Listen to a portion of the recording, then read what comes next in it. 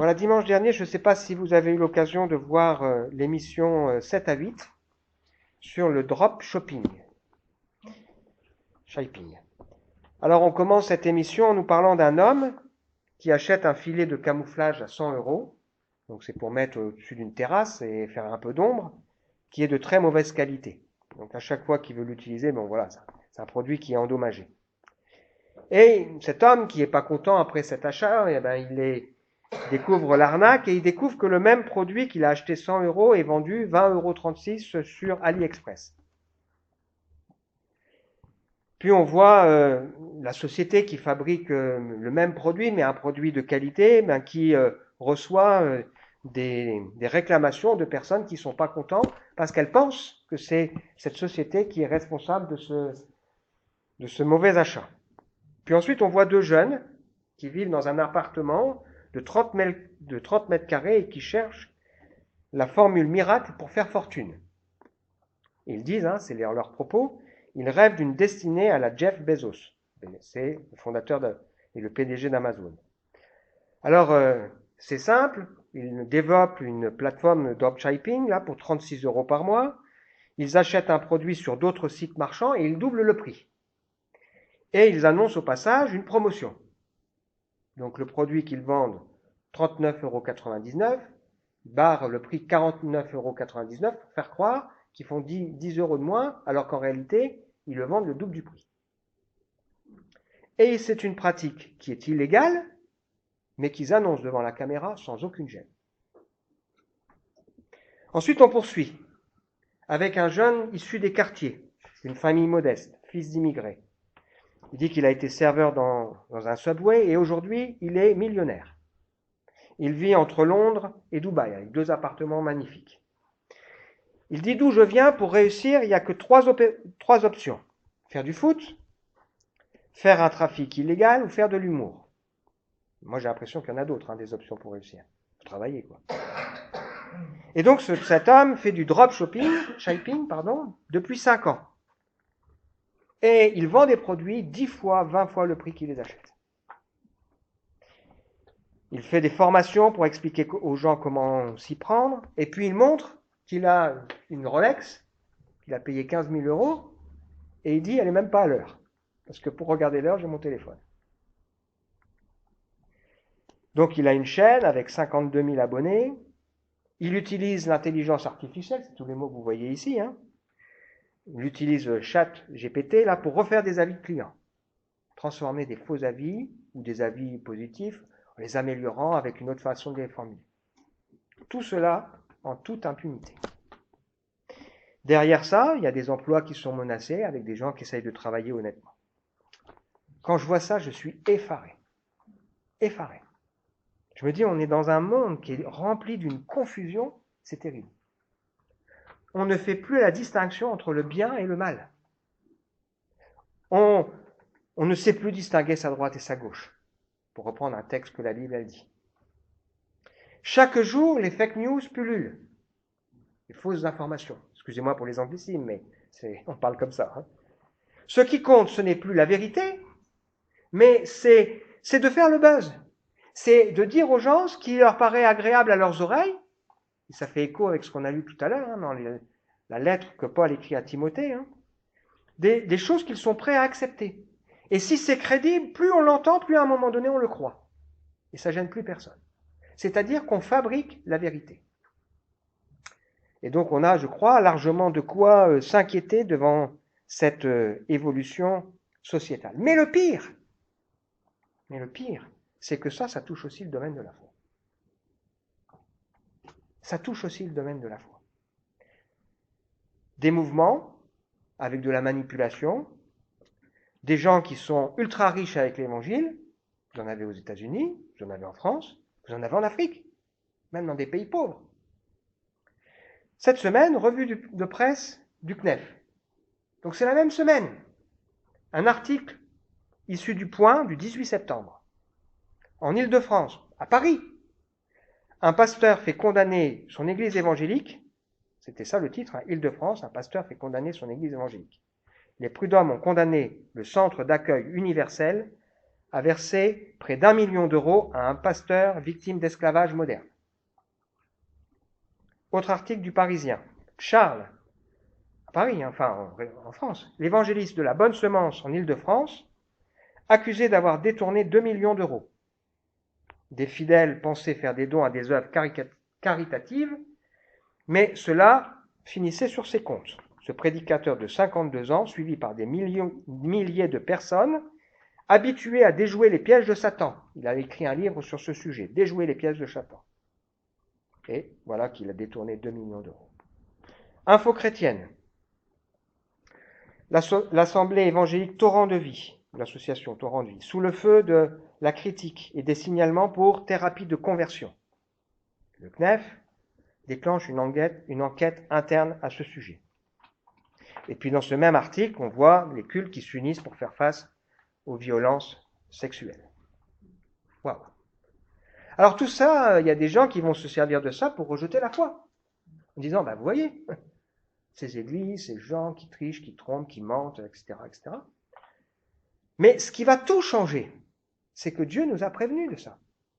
C'est que Jésus nous a prévenus que ces choses, elles font partie du décor. Et quelque part, Dieu qui est pas seulement souverain, mais Dieu qui tient tout dans ses mains, pourrait très bien arrêter tout ça, mais il laisse, jusqu'à un certain point, les choses se faire. C'est ce qu'on va voir aussi ensemble ce matin à travers cette deuxième lettre de Pierre. Nous vivons dans un monde de plus en plus confus, où je crois les ténèbres grandissent, où il nous faut redoubler de prudence par rapport à ce qu'on écoute. C'est valable pour les médias non chrétiens, mais aussi par ce qu'on écoute sur les médias chrétiens. Les ténèbres et les choses occultes, c'est-à-dire cachées, troublent, mais plus quelque part il y a le côté sombre qui est là, plus la lumière de l'évangile va briller. Et c'est à nous d'être absolument mis en garde par rapport à tout ça. C'est tellement facile de se laisser berner. Donc aujourd'hui, vous avez plus quasiment un journal télévisé ou une émission d'information sérieuse qui n'a pas une rubrique sur le vrai du faux. Vous avez ça à la fin du journal sur France 2, vous avez les fake-off sur 20 minutes, vous avez les fake news sur TF1, voilà. On vous dénonce régulièrement, attention, c'est pas vrai ce qu'on nous a dit, etc., etc. Comment s'y retrouver? Alors, je crois que Jésus a déjà bien déblayé le terrain en ce qui concerne la foi, puisqu'il termine son sermon sur la montagne en nous disant, voilà, il y a deux chemins, il y a un chemin large et spacieux, une porte large et spacieuse, il y en a plein qui vont aller là-bas, il y a du succès, et il y a un chemin étroit et resserré. Puis il ajoute que les faux prophètes, c'est-à-dire les faux porte-paroles, c'est ça que ça veut dire, ils viennent à vous en vêtements de brebis, ça veut dire ils ressemblent. Certains même peuvent se trouver au milieu des églises et sortir des églises. C'est Paul le dira lorsqu'il a réuni les anciens d'Éphèse en disant « Prenez garde à vous-même déjà. Et à tout le troupeau sur lequel le Saint-Esprit vous a établi évêque pour faire paître l'Église du Seigneur, acquise par son propre sang, je sais. Il s'introduira, après mon départ, des loups cruels, qui n'épargneront pas le troupeau. Il s'élèvera du milieu de vous des hommes qui enseigneront des choses pernicieuses pour entraîner les disciples avec eux. » Donc Jésus nous en a parlé, Paul nous en a parlé, Jean nous en a parlé, Jude nous en a parlé, Pierre nous en a parlé. Ça fait partie de l'enseignement du Nouveau Testament. Et Jésus nous dit, ils viennent en vêtements de brebis, ils ressemblent, mais ce sont des loups ravisseurs qui vont voler, arracher, pour attacher des personnes qui veulent vraiment marcher avec le Seigneur à un autre maître. Ils déchirent et ils tuent. Et il dit, vous les reconnaîtrez à leurs fruits. C'est quoi les fruits? C'est pas le succès, puisque juste après, il dit, il y en a qui diront, Seigneur, Seigneur, on a fait des miracles, on a chassé des démons, on a parlé en ton nom. Il dit, je ne vous connais pas. Jésus ne dit pas que c'est faux. Il ne dit pas qu'ils n'ont pas fait de miracle. Il ne dit pas qu'ils n'ont pas chassé de démons. Mais il dit, je ne vous connais pas. Donc les fruits dont il est question, c'est pas ça. C'est est-ce que ces personnes vont nous enseigner la gravité du péché pour nous inviter à nous tourner vers Dieu et à nous repentir? Est-ce que ces personnes vont nous enseigner que dans nos vies, nous devons changer de caractère pour ressembler à la personne de Christ? Est-ce que ces personnes vont manifester dans leur propre vie le fruit d'une vie qui est transformée, qui est marquée par la vie de l'esprit, l'amour, la joie en Dieu, malgré l'épreuve, la paix, la patience, la douceur, la bonté, la maîtrise de soi? On les reconnaîtra à leurs fruits, et ce qui va faire la différence, c'est est-ce qu'ils nous enseignent à obéir au Seigneur. Alors, la question pour nous, ça va être comment avancer dans un environnement de plus en plus confus? Comment avancer dans un environnement de plus en plus confus? Alors, on veut se rappeler le grand projet de Dieu pour nous. Transformer mon caractère à la ressemblance de Jésus. Pourquoi? Pour que je puisse vivre avec le Seigneur Jésus, le mieux le connaître, et puis vivre une communion plus forte avec lui. La vie éternelle, le projet de Dieu pour la vie éternelle, c'est que nous connaissions, c'est qu'il te connaisse, toi le seul vrai Dieu, et celui que tu as envoyé, Jésus-Christ. Et comment je pourrais le connaître? En étant transformé à son image. On a vu ensemble que les portes du royaume me soient largement ouvertes, qu'on pourrait reformuler, c'est-à-dire que finalement mon entrée dans le salut, dans la gloire, soit accompagnée d'une grande fête, où quand le Seigneur il verra Raphaël, il dira « Entre, bon, fidèle serviteur, tu as été fidèle en peu de choses, entre dans la joie de ton maître. » Qu'on reçoive chacun de nous la louange de Dieu pour non pas les exploits qu'on aura faits, mais notre fidélité, parfois notre fidélité même dans l'épreuve. Et souvent même. Et puis, on voit ensemble, c'est que je puisse être utile à son œuvre, c'est-à-dire que je n'occupe pas la terre inutilement. Investir dans mon avenir et dans le projet de Dieu pour moi. Ça, on l'a déjà vu ensemble plusieurs fois. Je vous rappelle aussi les 4 objectifs de Pierre dans cette lettre. Le premier, c'est de nous aider à bien comprendre le salut et ce que cela implique. On l'a fait là déjà. Nous avons été sauvés à un grand prix. Il ne faut pas oublier d'où le Seigneur nous a sortis. Il est important de se rappeler les péchés dont il nous a pardonnés et délivrés. Et puis nous rappeler que le salut, c'est un état d'esprit, c'est une vie qu'on est appelé à développer.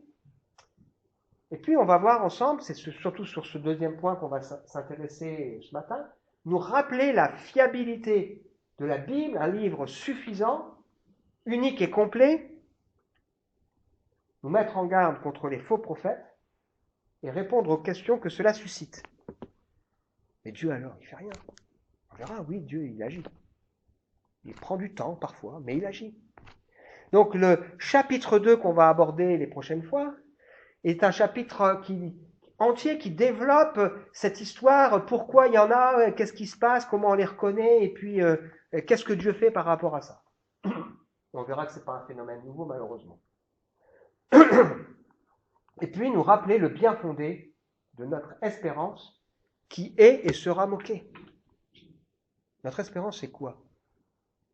Paul, il l'a rappelé dans la lecture qu'on a faite tout à l'heure. Notre espérance, c'est Jésus qui revient en gloire. Mon espérance, elle n'est pas sur la terre. Mon espérance, c'est le royaume que Dieu va établir, un royaume de justice et de paix dans lequel, si je cherche la justice et la paix, j'aurai ma place. On va y revenir. Donc on va relire ensemble, juste pour situer le contexte, les 6 versets, puis ensuite on va regarder les versets qui nous intéressent ce matin. 2 Pierre, chapitre 1, versets 10 à 15, qu'on a déjà partagé. C'est pourquoi, frères et sœurs, puisque Dieu vous a appelés et choisis, redoublez d'efforts pour éprouver dans toute leur force les effets de cet appel et de ce choix. Car si vous agissez ainsi, vous ne tomberez jamais. Ainsi vous seront grandes ouvertes les portes du royaume éternel de notre Seigneur et Sauveur Jésus-Christ. Voilà pourquoi je ne cesserai de vous rappeler ces choses, bien que vous les sachiez déjà et que vous soyez fermement attachés à la vérité qui vous a été présentée. Mais j'estime juste de vous tenir en éveil par mes rappels, tant que je serai encore de ce monde. Car je sais que je vais bientôt quitter ce corps mortel, comme notre Seigneur Jésus-Christ me l'a révélé. Cependant, je prendrai grand soin que même après mon départ, vous vous rappeliez toujours ces choses. Et ce qui nous intéresse ce matin, en effet, nous ne sommes pas appuyés sur des histoires habilement inventées lorsque nous vous avons fait connaître la venue de notre Seigneur Jésus-Christ dans toute sa puissance, mais nous avons vu sa grandeur de nos propres yeux. Car Dieu, le Père, lui a donné honneur et gloire, lorsque dans sa gloire immense, il lui a fait entendre sa voix qui disait « Voici mon Fils bien-aimé qui fait toute ma joie. » Or, cette voix qui est venue du ciel, nous l'avons entendue nous-mêmes, puisque nous étions avec lui sur la sainte montagne. De plus, nous avons la parole des prophètes, sur laquelle nous pouvons nous appuyer fermement. Et vous faites bien de lui accorder votre attention. Elle est comme une lampe qui brille dans un lieu obscur, jusqu'à ce que le jour paraisse et que l'étoile du matin se lève pour illuminer vos cœurs. Sachez avant tout qu'aucune prophétie de l'Écriture n'est le fruit d'une initiative personnelle. En effet, ce n'est pas par une volonté humaine qu'une prophétie a jamais été apportée, mais c'est poussé par le Saint-Esprit que des hommes ont parlé de la part de Dieu. Alors, on va regarder deux grands points ce matin, l'expérience de Pierre qui est à l'image des autres auteurs de la Bible, et puis nous regarderons aussi le deuxième point, la Bible, ce livre à nul autre comparable. Comment fait-on pour qu'un chien lâche un os? On lui donne de la viande, ou alors on le tue. Donc nous, aujourd'hui, on veut que le Seigneur nous donne de la viande, des choses qui vont vraiment nous nourrir, pour qu'on rejette les choses qui ne sont pas bonnes. Pierre, auteur et les autres auteurs du Nouveau Testament, ou de l'Ancien Testament. Qu'est-ce qui marque l'histoire de Pierre? Pierre, c'est un homme qui a rencontré Jésus, qui, à un moment donné, s'est laissé interpeller par la voix du Seigneur, qui lui a dit « Pierre, suis-moi, et je te ferai pécheur d'hommes. » Et ce qui marque la vie de Pierre, comme ce qui marque la vie des autres, c'est que quand ils ont entendu la voix du Seigneur, ils ont lâché quelque chose. Je me souviens quand je pensais au service du Seigneur, quand j'étais jeune étudiant, mon pasteur, il m'a dit, Raphaël, j'étais en train de terminer mes études d'ingénieur, il m'a dit, tu termines tes études, parce que quand on sert le Seigneur, on lâche quelque chose. Et quand en 2016, j'ai quitté mon emploi pour me consacrer à nouveau à temps plein à l'œuvre de Dieu, je suis content d'avoir eu une proposition d'un poste intéressant sur Nancy, où j'aurais 5 fois ce que je gagne aujourd'hui, que j'ai refusé parce que quand on sert le Seigneur, quand on suit le Seigneur, on lâche quelque chose. Pierre, il a lâché la pêche parce qu'il a décidé de suivre le Seigneur. Et quand dans sa vie ça n'a pas été, il était troublé, Jean chapitre 20, il a dit aux autres, allez, moi je vais pêcher, allez, on va avec toi. Et là, il a fallu que le Seigneur aille les rechercher. Matthieu, il a lâché quelque chose. Paul, il a lâché quelque chose. Luc, le médecin, il a lâché quelque chose. Moïse, il a lâché quelque chose. Daniel, il a lâché quelque chose. Et donc, ce qui va caractériser ces hommes, ces auteurs de la Bible, ce sont des gens qui ont lâché quelque chose pour suivre le Seigneur, qui ne l'ont pas fait parce qu'ils n'avaient rien d'autre à faire. Pierre, c'est aussi quelqu'un qui a cheminé avec Jésus et qui a appris, qui ne cache pas non plus ses erreurs. Quand Jésus pose cette question, qui suis-je au dire des hommes et pour vous qui je suis, c'est lui qui va faire cette confession, tu es le Christ. Puis Jésus annonce qu'il faut qu'il aille à Jérusalem, qu'il souffre et qu'il soit rejeté, qu'il meure. Et là, Pierre, il comprend pas ça. Lui, il comprend bien le Jésus qui est le grand vainqueur. Mais Jésus qui doit aller à Jérusalem, mourir, souffrir, ça, il comprend pas. Et Jésus dit, arrière de moi Satan. Puis là, il donne tout cet enseignement sur l'importance pour suivre le Seigneur de prendre sa croix. Parce que on vous mentirait si on vous disait, marche avec le Seigneur et il n'y aura plus de problème dans ta vie. Marche avec le Seigneur et tout sera facile. Marche avec le Seigneur et puis Tout ce que tu veux, tu l'auras. C'est pas vrai. Et Jésus l'a pas caché. Et une fois que Jésus a rappelé ces choses aux disciples qu'ils n'ont probablement pas bien compris, qu'est-ce qu'il a fait? Il a pris trois de ses disciples à part, Pierre, Jacques et Jean, et il est monté avec eux sur une montagne. Et là, il va donner la grâce à Pierre, Jacques et Jean de vivre une expérience extraordinaire, la transfiguration. Pierre, Jacques et Jean luttent contre le sommeil. Ça, c'est intéressant aussi. Ils étaient endormis, mais ils ont lutté. Comme quoi, hein, ça doit nous parler, ça aussi. Et ils vont voir la gloire de Jésus. Moïse et Élie qui parlent avec Jésus. Et ils parlent de quoi? Ils parlent de la mort de Jésus à Jérusalem et de son enlèvement. C'est-à-dire qu'à travers ça, il y a l'accomplissement de la loi, Moïse, il y a l'accomplissement des prophéties, Élie, qui se concentre sur la personne de Christ qui doit mourir et ressusciter et être enlevé au ciel. Pierre, il est troublé, il dit qu'est-ce qu'il faut faire? Il faut faire des tentes, mais tu racontes n'importe quoi, mais bon, bref. Et qu'est-ce qui est remarquable dans cette histoire? Quand même, la Bible nous dit, Luc chapitre 9, verset 36, les trois disciples gardèrent le silence sur cet événement. Sous-entendu, jusqu'après la mort et la résurrection du Seigneur. Ce qui caractérise Pierre, Jacques, Jean, Ésaïe, Paul, Élie, Moïse, et je pourrais en citer d'autres, c'est qu'ils ont, à un moment donné dans leur vie, vécu des choses extraordinaires avec le Seigneur, dont quasiment ils ne parlent pas. Et une sobriété incroyable. Franchement, on aurait été à la place de Pierre, Jacques et Jean. On voit Jésus dans la gloire, on aurait envie d'aller raconter. J'étais là, il y avait une lumière, ça me brillait de partout, j'arrivais pas à ouvrir les yeux, puis les autres non plus, on se donnait des coups de coude. Enfin, on aurait envie de donner plein de détails. Rien. Et ce qui est remarquable, c'est qu'ils n'en ont pas parlé jusqu'à ce que Jésus soit mort et ressuscité. Et dans la Bible, Pierre, il en parle ici, mais c'est très sobre. Et Jean, il en parle dans la première lettre de Jean, mais c'est hyper sobre.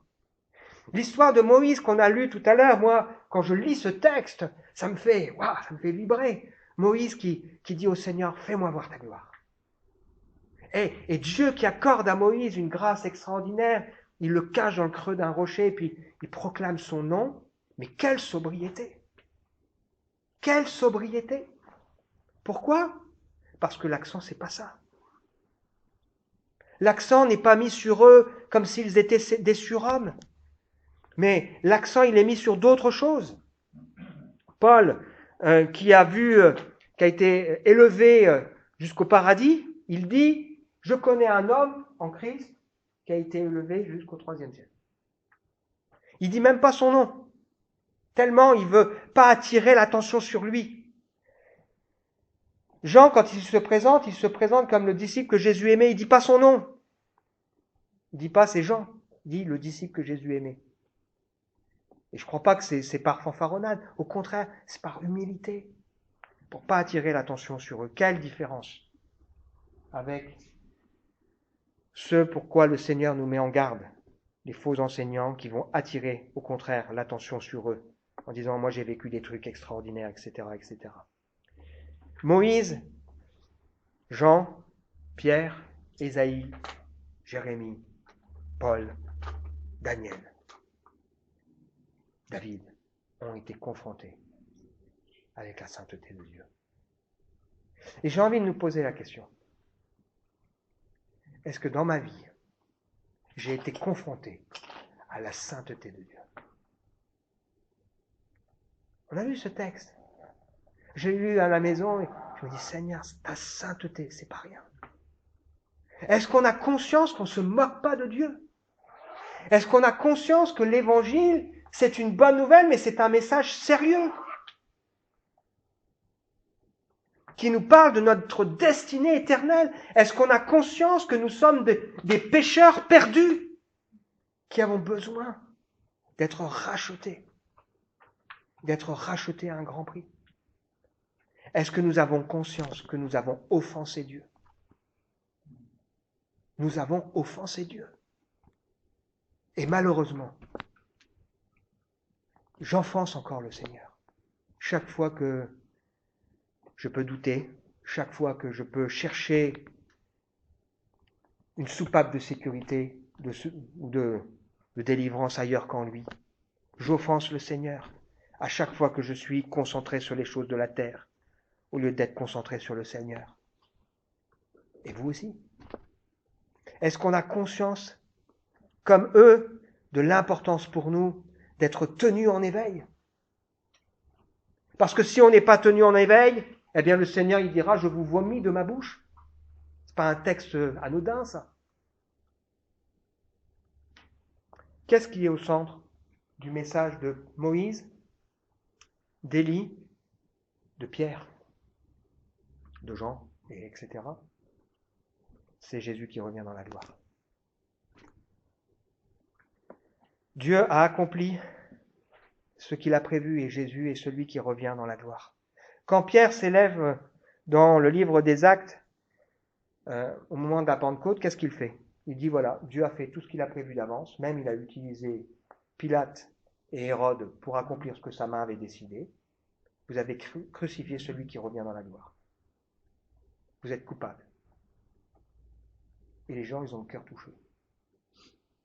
Et ils disent mais qu'est-ce qu'il faut faire? Repentez-vous. Et faites-vous baptiser.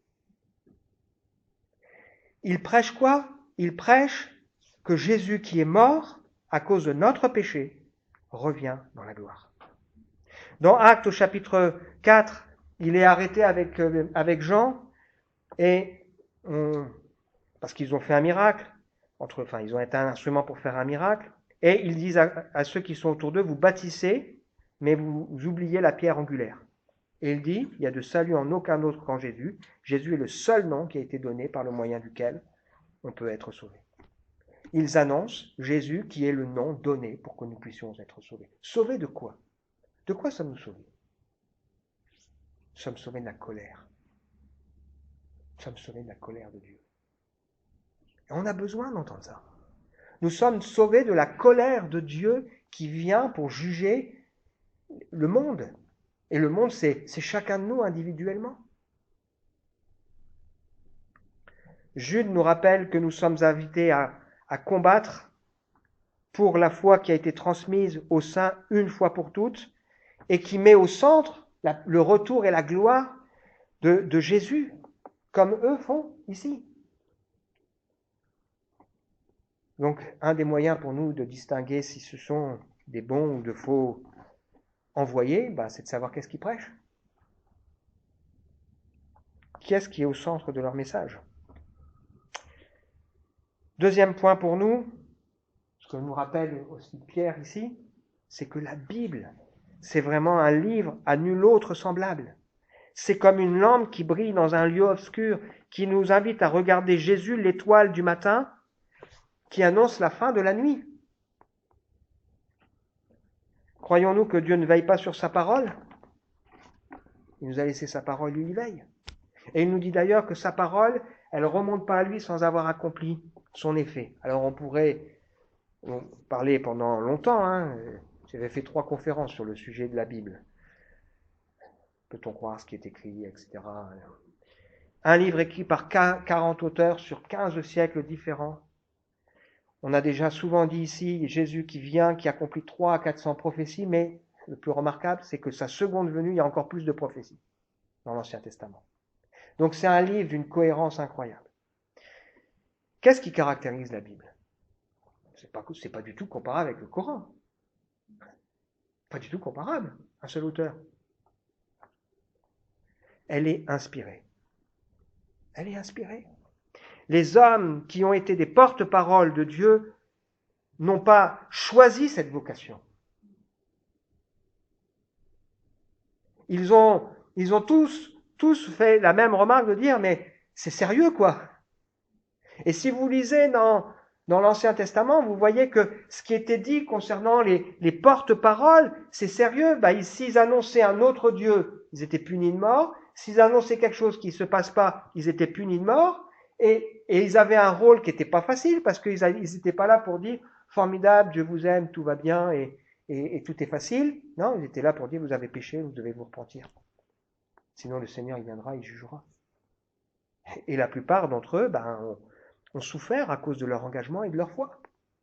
Donc, faire le choix d'être des auteurs de ce livre inspiré, c'était pas simple. Je pense qu'on en parlera à la conférence, mais Judas se suicide, mais sur les 11 autres disciples, il y en a 10 qui meurent pour leur foi. Il y en a 10 qui meurent pour leur foi. Le seul qui en réchappe, c'est Jean. Mais il a été quand même brûlé et exilé. Donc c'était pas facile d'être porte-parole du Seigneur. Je cite juste un texte, Jérémie chapitre 23, les versets 16 à 25. Il dit, n'écoutez pas les prophètes qui ont des visions dans leur cœur. Je lis pas tout, Ils vous disent, vous avez la paix à tous ceux qui suivent les penchants de leur cœur. Il ne vous arrivera aucun mal. Ils vous bercent d'illusions mensongères.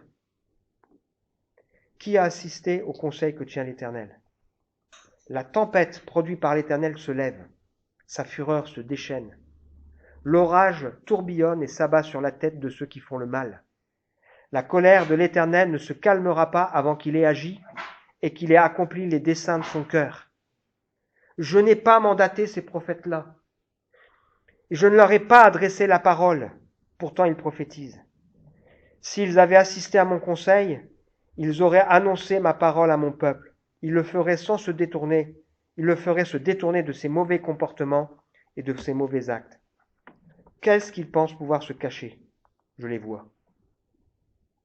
C'est sérieux, Donc, ce qui caractérise la Bible, c'est que c'est une parole inspirée par des gens qui avaient le respect et qui s'étaient compliqués. Qu'est-ce qui caractérise la Bible? C'était aussi une parole qui a été révélée,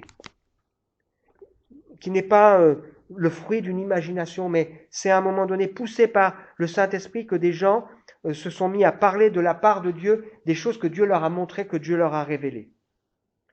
Qu'est-ce qui caractérise la Bible? Troisième caractéristique, c'est son autorité. Elle a autorité en matière de foi. Elle a autorité en matière de conduite. Elle doit avoir autorité dans ma vie. Aujourd'hui, on va remettre en question, mais oui, mais quand même, l'amour. Ouais, mais quand même, aujourd'hui, 21e siècle, quand même, elle a autorité. Dieu est immuable. Et ça, c'est rassurant. Parce que si Dieu n'était pas immuable, ça veut dire immuable, il ne change pas. Il n'y a chez lui ni changement, ni ombre de variation. Pas de... Si ce n'était pas le cas, ce serait, on pourrait dire, ah bah oui, mais est-ce que c'est encore vrai? Il l'a dit, mais bon. Non, Dieu ne change pas. Ce qui était mal hier est mal aujourd'hui. Ce qui était bien hier est bien aujourd'hui. Dieu ne change pas. Il y a dans la Bible clarté et cohérence. C'est-à-dire que la Bible s'explique par la Bible, elle ne se contredit pas, et que ce livre, il est accessible même à des enfants. C'est le Saint-Esprit qui nous aide à comprendre ce qui est enseigné dans la Bible. Cinquième caractéristique, c'est sa nécessité pour notre foi. On en a besoin. Comment pourrais-je croire? Comment pourrais-je savoir ce qu'il faut croire? Je vais dans la Bible. Et puis, dernière caractéristique, c'est son inhérence ou sa suffisance. Ça veut dire que dans la Bible, il y a tout. Il y a tout. C'est quand même intéressant de voir que l'Apocalypse se termine en disant, il ne faut ni enlever ni rajouter des choses qui ont été écrites dans ce livre. Il y a tout. Et Jude dira, la foi, elle a été transmise aux saints une fois pour toutes. Donc dans la Bible, il y a tout ce qui nous est nécessaire et tout ce qui nous est suffisant pour notre salut. C'est ce qu'on a lu sur le début de la première lettre, de chapitre 1. Regardez tout ce que Dieu vous a donné, les plus grandes, les plus précieuses promesses, pour que par elles, vous puissiez fuir la corruption qui existe par la convoitise. Vous avez tout dans ce livre. C'est un trésor dans lequel il faut nous apprendre à chercher, à essayer de comprendre, à nous en imprégner. Ça s'apprend à lire la Bible. Ça s'apprend à étudier la Bible. Et de temps en temps, on a besoin aussi que d'autres nous enseignent, nous montrent, nous rappellent, mais ce qui est écrit dans ce livre. Alors, la suite, c'est qu'autrefois, il y a eu des prophètes de mensonges, et qu'aujourd'hui, ce sera encore pareil. Jean dira, il y en a qui étaient au milieu de vous, mais ils n'étaient pas des vôtres. Et ce qui va les caractériser aussi, c'est qu'on peut les trouver, non seulement en ligne, c'est facile, mais on va aussi les trouver dans le discours ambiant, des gens qui vont nous dire le bonheur, la joie, etc. C'est autre chose. Comment savoir? Les fruits, à qui la personne nous attache. Qu'est-ce qui est mis en avant dans l'enseignement? Est-ce qu'on annonce ce Jésus glorieux qui revient? Est-ce qu'on nous conduit sur le chemin étroit de l'obéissance? Est-ce qu'on nous invite à prendre avec sérieux le salut, la transformation du cœur? Ou pas? La première lettre de Jean nous dit qu'il nie la divinité de Jésus, ou alors il nie son humanité. Tout ça pour nous détourner du Seigneur. Comment avancer dans un environnement de plus en plus confus? Face à la confusion, quelle attitude on va choisir? Une excuse pour tout rejeter? Tous pourris? Se laisser séduire par ce qui nous fait plaisir d'entendre? Qui caresse la tête, les oreilles? Se laisser distraire? Se tromper de combat? C'est la même chose tout ça. Jude dit, j'invite à combattre le bon combat de la foi, le combat de la foi, combattre pour la foi, qui a été transmise aux saints une fois pour toutes. Donc, Jude, ce qu'il nous dit, c'est le combat, il porte sur la foi qui a été transmise aux saints une fois pour toutes. C'est ça notre combat. Ou alors se laisser encore davantage instruire sa parole qui a fait ses preuves. Nous savons qu'il ne faut pas nous laisser séduire. Est-ce que j'ai conscience de ce qui est au centre du message biblique? La Bible nous dit, ne cache pas, c'est la suite, que la voix de la vérité sera calomniée à cause d'eux, mais elle nous dit qu'il y a une lumière qui continue de briller, qui nous éclaire. Nous voulons être confondus par la majesté du Seigneur.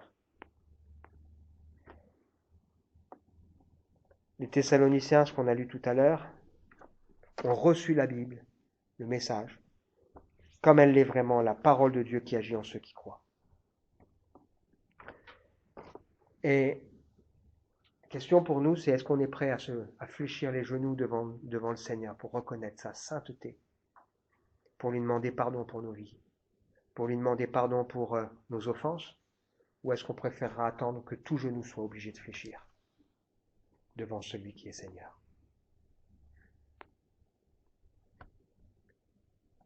Pierre dit 3 fois, je veux vous rappeler ces choses. Je vous en supplie de prendre garde. Je veux que même quand je serai parti, vous en souveniez. C'est sérieux le salut. C'est sérieux la parole de Dieu. Notre Père qui est aux cieux. Que ton nom soit sanctifié. Wow. Ça veut dire que dans ma vie, je n'utilise pas ton nom qui est à part pour dire ou pour faire n'importe quoi. Que dans ma vie, je respecte ton nom. Je respecte ta personne. Je respecte ton œuvre. Je respecte ton épouse, l'Église. Que ta volonté soit faite. Que ton règne vienne et que ta volonté soit faite. C'est sérieux, hein? On va partager la Sainte Seine. C'était bien de le faire après le message. Parce que ça nous confronte à... Et moi, dans tout ça. Aie pitié de moi, Seigneur. Aie pitié de moi, je suis un homme pécheur. Qui est-ce qui prend la Sainte Seine? Celui qui croit au retour de Jésus, déjà. Parce qu'on fait ça jusqu'à ce qu'il vienne. C'est son espérance. Mon espérance, le paradis, c'est quoi? C'est quand on en aura fini avec le péché. Déjà dans ma vie, mais aussi dans un monde. Voilà. Et on vivra le paradis dans la présence totale de Dieu. Il n'y a pas de paradis sans Dieu. Il n'y a pas de paradis sans Dieu, sans Jésus. La Sainte Seine, c'est le rappel que La sainteté de Dieu est tellement sérieuse qu'il a donné son propre Fils qui a souffert pour nous en mourant sur la croix. Qu'il n'y a pas d'autre moyen de salut. Et la Sainte Seine, ça nous rappelle aussi que si on est en communion avec le Seigneur, on est en communion les uns avec les autres. Et si on n'est pas en communion les uns avec les autres, on ne peut pas être en communion avec le Seigneur. Alors on veut réfléchir, on veut dire, Seigneur, sonde-moi. Et regarde au plus profond de mon cœur. On veut chanter ce chant tout-puissant avant, voilà, pour nous donner du temps, pas simplement pour chanter, mais aussi pour peut-être mettre de l'ordre. Hein.